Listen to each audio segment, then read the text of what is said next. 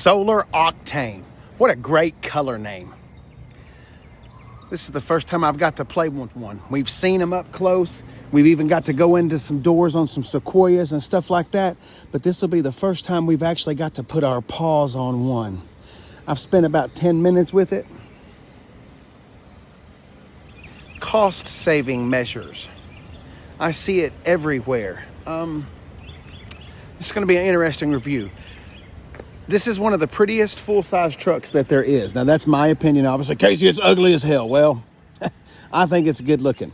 This is the all-new redesigned Toyota Tundra. This is the sophomore year of the Tundra. And in case you didn't know, in case you're living on the moon for a minute or two, there is no more V8. No more 4.7, no more 5.7.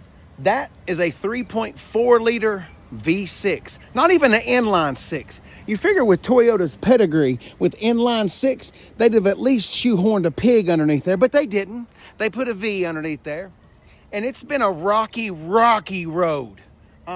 They recalled 100,000 of them just right off the rip. Toyota was replacing engines left and right. Supposedly there was some crap left in some of the intake manifolds or something, some of the casting, and it got down in there and caused some problems. There was a comment about some bearing issues or something. I don't know. There was all kinds of speculations, whispers going on everywhere. But ever since then, I haven't heard too much bad about this. You've got two different tunes, okay? The whole deal with having multiple engines is a thing of the past. So what companies are doing is they're putting one engine under the hood and then giving it tunes because everything's computerized. So you just add a little something here, take something here, add some more here, and you change the power rating. So this is the base tune, and this has got about 370-ish horsepower, 380, and about 480-ish pound-feet of torque. The torque number is a monster. 480 pound-feet of torque, that's a lot out of a little V6. If you got the I-Force, they didn't drop the I-Force. The I-Force is now the top of the line. It's the top tune. Tune top!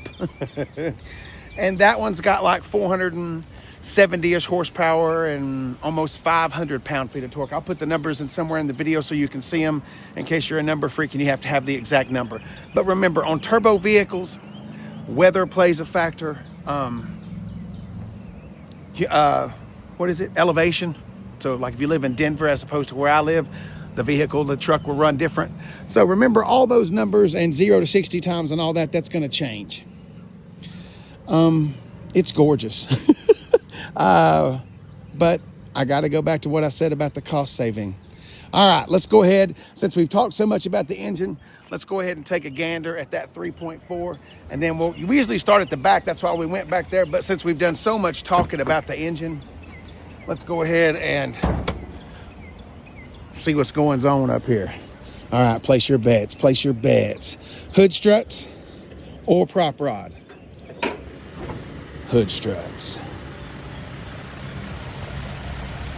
Got a lot of room under that hood. Got a lot of room. I can't wait till some guys got wrecked ones and they're going to start putting V8s under the hood of them. Okay, this is a four-wheel drive. We've already talked about all that, but that's it right there. That hood's got a small opening. I imagine a mechanic would knock his head a lot. But I guess probably a lot of times they go at it from the bottom.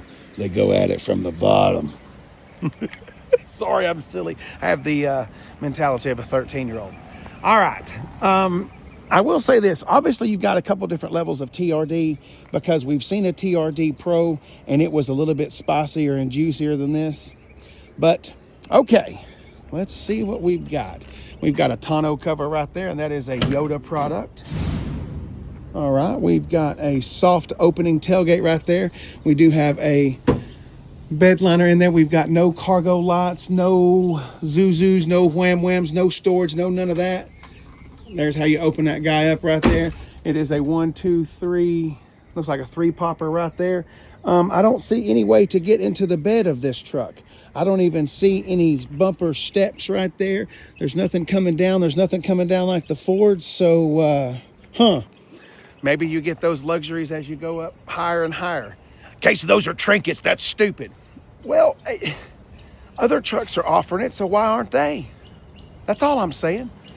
All right, let's go ahead. Is this a soft Yep, soft opening, soft closing. We do have a trailer hitch. I do not know exactly what it tows, but I will put it up in the screen. I would imagine we've got to be towing somewhere around 10,000 pounds, because remember, there's an F-150 out there that's towing 13,500 pounds. So this has got to be towing something, because it's a full-size truck. It has to compete against that truck. All right. Opening up, obviously, we've got Toyota running boards right there. We got some good-looking TRD shoes. I wonder what size shoes those are. We've got, 20s, 265, 60R 20s. They look good. This truck's only got 17,000 miles on it.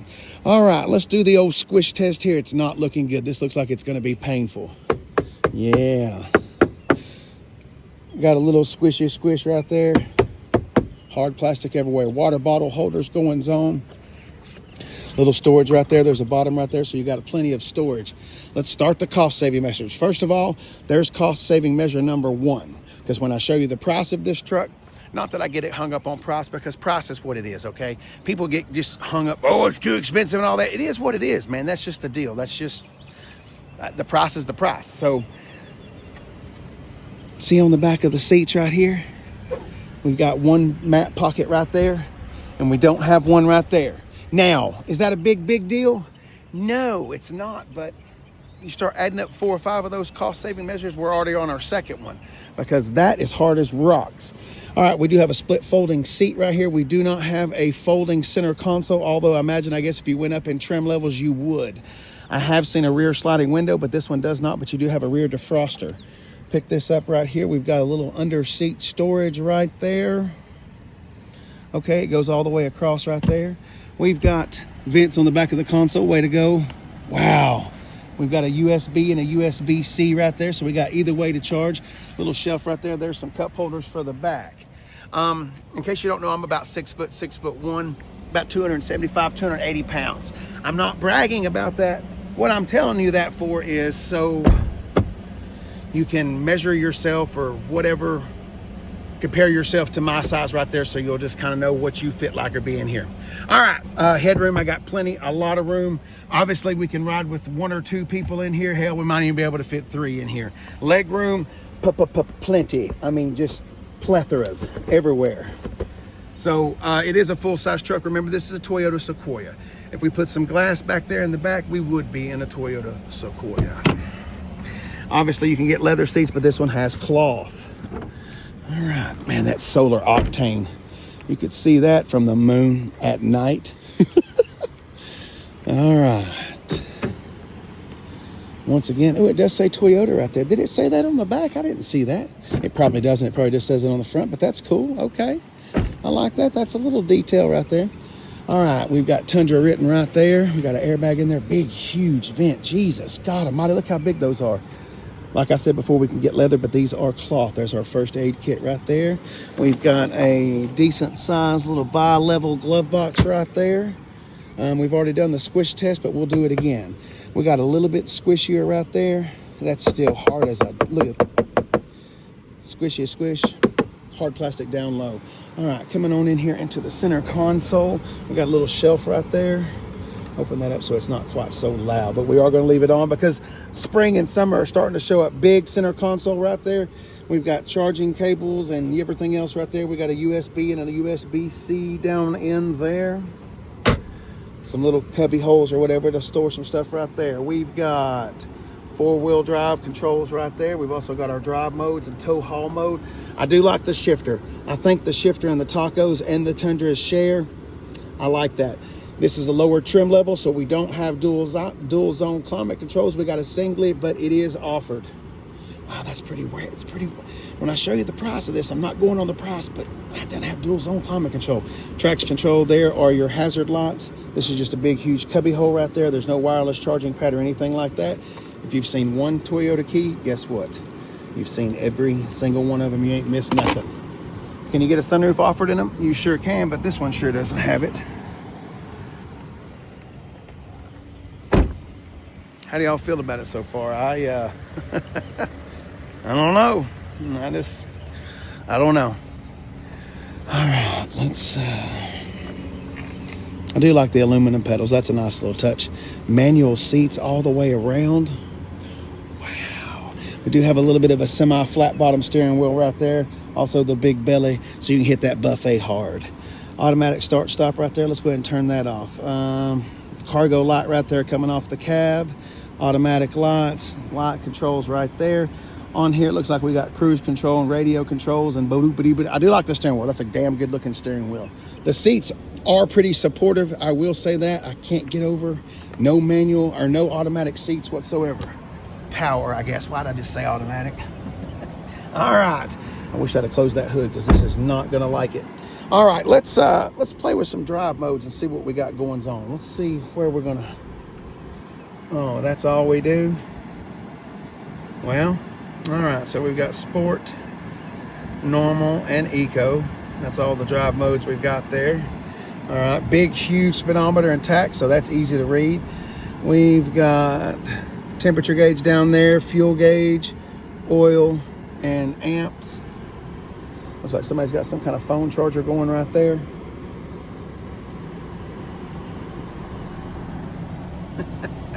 Simple. Can we say just basic as basic can get? No, we don't want to set anything up. Can we not just look at... Is it really not even going to let us look at this? Did you select your English? Yes. Activated connected feature with Toyota app. Set up later. Are you sure you'd like to cancel setup? Yes, I am very sure about that. All right, let's see. Music. Enable audio. So there's all of that. Where are the volume switches? Oh, right there. That's that little bitty. Why would you have that right there blocking that? Wow, little bitty volume knob.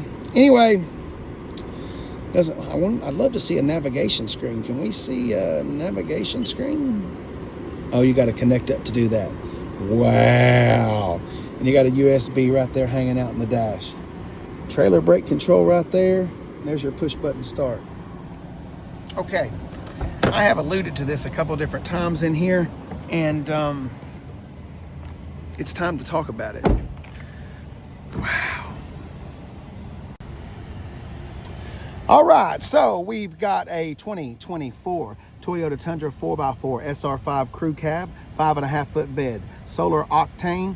Final assembly point was San Antonio, Texas. We're getting 19 miles per gallon combined, 17 in the city, 22 on the highway.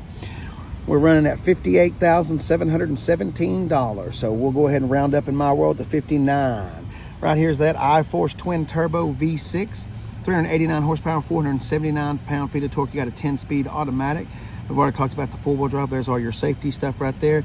18-inch wheels, we've talked about that. Wait a minute, we have 20-inch wheels, so we're expecting a little bit of an upcharge when we get over there. All right, speaking of upcharge, I love the fact that Toyota puts full tank of gas. 50 states emission. I think that's free. 50 states emission, you can go to California. The special color, that costs $425. Here we go. TRD Sport Package, $2,200. That's how we get those 20-inch TRD alloy shoes. The TRD grill, the TRD Sport bedside decal, lowered sport suspension with Bilstein shocks, red TRD engine sport button, TRD leather shift knob, and aluminum sport pedals. We also get a leather steering wheel, and that's an additional charge of $170. All right, so now we're at $53,335, but we're not done yet. The dual step running boards, those are $929. Spray-in bed liner, that's $700. Toyo Guard Platinum, that's $700. That includes 2 oil and filter changes at any Toyota dealer. 4 tire rotations, roadside and rental car assistance, exterior paint sealant and interior protector. Clear paint protection hood package, $600. That includes coverage on the full hood, mirror blacks, all-weather floor mats, clear paint protection door package. Oh God, we're into different charges. The floor mats were $340. Let's see here. That includes the coverage, the clear paint protection door package, $250. Door cups, door edge guards, phone cable charge package. Those are all those cords hanging out of the center console, $73. We've got 1 Apple Lightning to you. Oh God, there's a list of the cables. Jesus, boring. Set of digital portfolios. There's no charge, thank God, because I have no idea what a portfolio is. Certified technician, 46-point quality inspection digital picture asset program. Thank God it's free. Jesus Christ. $59,000.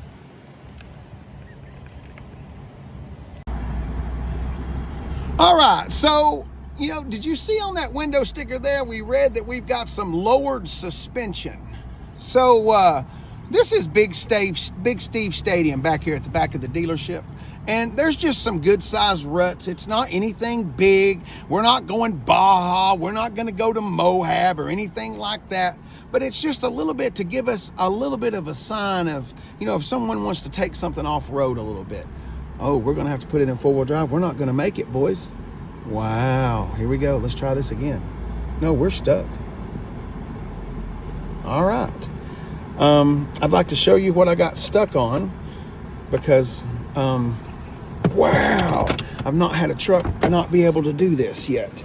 This is kind of surprising. So, yeah, we're not in anything serious here. It couldn't do it. Well, I'm certainly not going to back up. We're locking it in 4-wheel drive because if I can't go across this little, look, wow, I can't believe you didn't come up over that. I've had Bronco Sports that can come up over that. Well, let's put it in 4-wheel drive and see what happens. Wow, kind of disappointing. All right, let's, oh, we don't need 4 high, 4 low. Surely to God we don't need 4 low. Clicking on right there. All right, let's do this. I just had to pick angles to do that little right there.